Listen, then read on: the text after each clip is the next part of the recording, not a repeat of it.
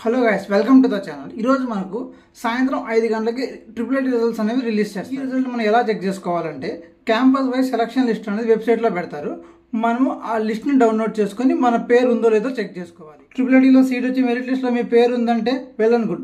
రాని వాళ్ళు ఎవరు డిసప్పాయింట్ అవ్వద్దు. ఎందుకంటే ట్రిపుల్ సీట్ వచ్చిన వాళ్ళు ఏం తోపు కాదు, మీరేం వాళ్ళకన్నా తక్కువేం కాదు.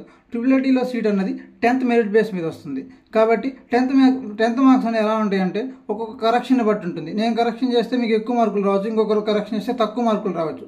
కాబట్టి వాళ్ళు మూడుని బట్టి మార్క్స్ అనేవి వేస్తుంటారు. కాబట్టి దీన్ని బట్టి మీరేమి ఇంతటితో మీ లైఫ్ అయిపోయిందని, ట్రిపుల్ సీట్ రాలేదు మీరు వేస్ట్ అని అలా ఏం ఫీల్ అవ్వద్దు. ట్రిపుల్ రాకపోతే ఇంటర్ జేఈఈ మెయిన్స్లో మంచి ర్యాంక్ తెచ్చుకొని ఐఐటి ఎన్ఐటి సాధించండి. మీకు ట్రిపుల్ కన్నా way better than getting the seat in IIT.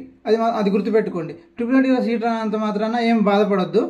Wait చేయండి. సెకండ్ కౌన్సిలింగ్ ఆ థర్డ్ కౌన్సిలింగ్లో కూడా వెయిట్ చేయండి. ఎవరైతే ట్రిపుల్ సీట్ వస్తుందో వాళ్ళు కూడా అన్ని సర్టిఫికేట్స్ జాగ్రత్తగా తీసుకొని కౌన్సిలింగ్కి రెడీగా ఉండండి. ఒక్క సర్టిఫికేట్ మిస్ అయినా కౌన్సిలింగ్లో రిజెక్ట్ అయ్యే ఛాన్స్ ఉంటుంది. కాబట్టి సర్టిఫికేట్లన్నీ రెడీగా తెచ్చుకోండి.